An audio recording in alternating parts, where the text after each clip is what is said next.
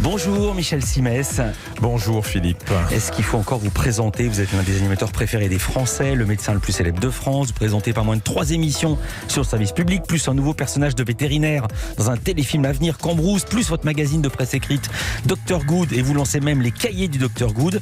On dit que les cordonniers sont les plus mal chaussés. Est-ce que vous dormez bien? Je dors peu, mais vite, comme disait Einstein.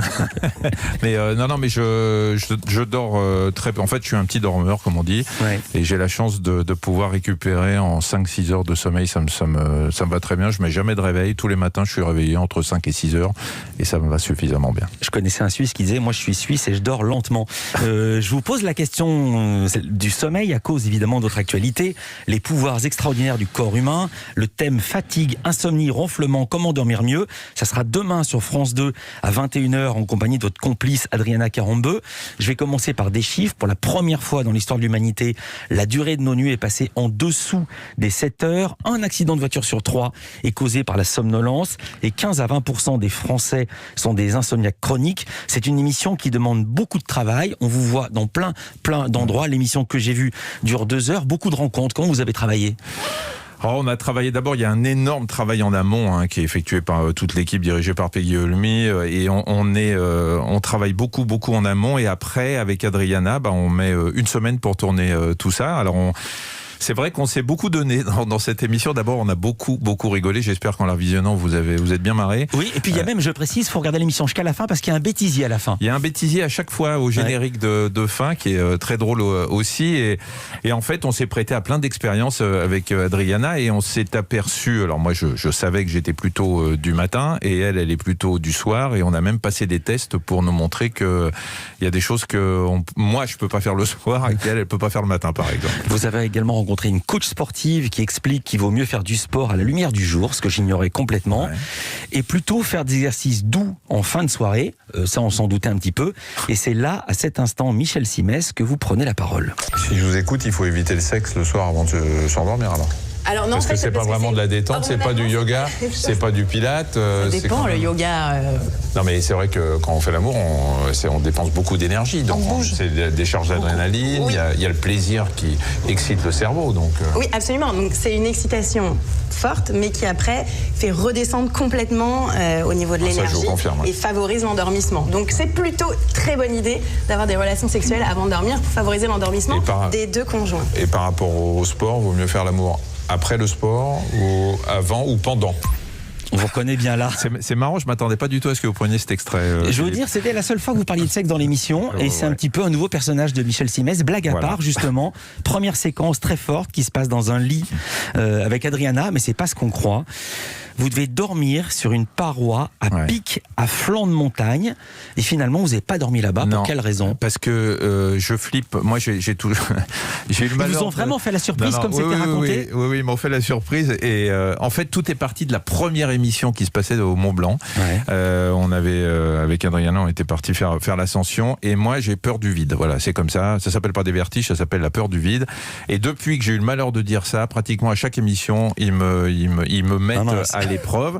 Et donc là, effectivement, il y avait une sorte de lit, de bâche qui avait 200 ou 300 mètres de gaz en dessous, et il fallait qu'on dorme là. J'ai pas pu, je le reconnais, mais on le dit, on fait pas semblant. Bien sûr, pendant l'émission. C'est comme ça que je l'ai su. Il y a une voix off qui dit, contrairement à ce qu'il a dit, finalement, il l'a pas fait. J'ai pas voulu parce que j'aurais pas fermé l'œil de la nuit, que ça n'avait strictement aucun intérêt. Magnifique séquence consacrée à la sieste que vous défendez, parce que c'est absolument pas une activité de tir au flanc. Je vais donner un seul chiffre absolument dingue que je ne trouve plus. Si le risque de maladie cardiovasculaire est réduit quasiment de moitié quand on fait 1 à 2 siestes par semaine. Vous défendez la sieste? Oui, je défends la sieste, et alors je la défends d'autant plus que je la pratique régulièrement. Alors moi j'ai la chance aussi, je vous avais dit que j'étais un petit dormeur, mais j'ai la chance aussi de pouvoir faire des micro-siestes. C'est-à-dire que je me pose, au bout de 30 secondes, je tombe, et je m'allonge, je ferme les yeux, je dors, et au bout de 7 à 10 minutes, je me réveille.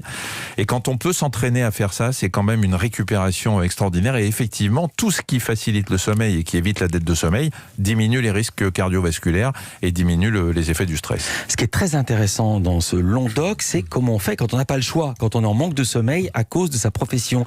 16% des Français travaillent la nuit, à commencer par les infirmières, les pompiers, les agents de sécu, les chauffeurs routiers. En quoi le travail de nuit peut être dangereux pour la santé? Alors, il est dangereux pour la santé parce qu'il est complètement antiphysiologique. Nous avons un cerveau, notamment une glande qui s'appelle l'hypothalamus, qui va s'adapter aux règles veille-sommeil et nuit-jour. Et quand vous décalez tout ça, vous le voyez bien quand vous faites un voyage dans un pays dans lequel il y a un gros décalage horaire, vous avez un jet lag qui vous met à plat. Enfin, c'est très compliqué. On dit qu'on se recale d'1 heure par jour à peu près.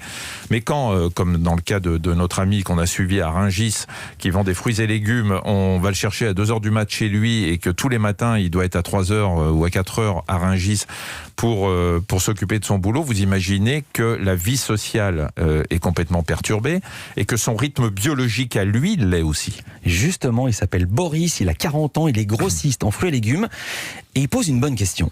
Boris, ça donne envie d'arrêter, non? Parce que les problèmes cardiovasculaires, les risques d'obésité, de diabète, d'irritabilité... Non, mais ça m'interpelle sur plusieurs choses là-dessus et j'avais envie de te poser une question, Pierre. C'est, est-ce que finalement, au jour où l'État interdit beaucoup de choses sous prétexte de protéger la vie des concitoyens, est-ce qu'on ne devrait pas tout simplement arrêter le travail de nuit et légiférer là-dessus en disant que seules les choses essentielles devraient être faites la nuit? Est-ce que vous êtes d'accord avec ça? Mais il a raison de poser la question. Mais votre réponse en tant que médecin? En tant que médecin, bien évidemment, tout ce qui est antiphysiologique et qui est mauvais pour la santé, on devrait interdire tous ces métiers. Mais comment vous voulez faire?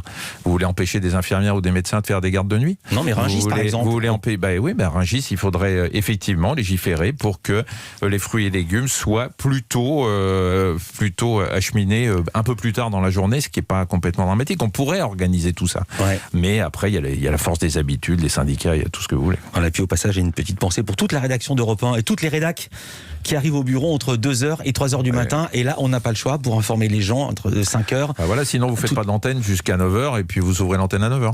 Vous restez avec nous? Oui. On est encore ensemble pour une bonne petite partie de la matinée avec Michel Simès, Culture Média continue.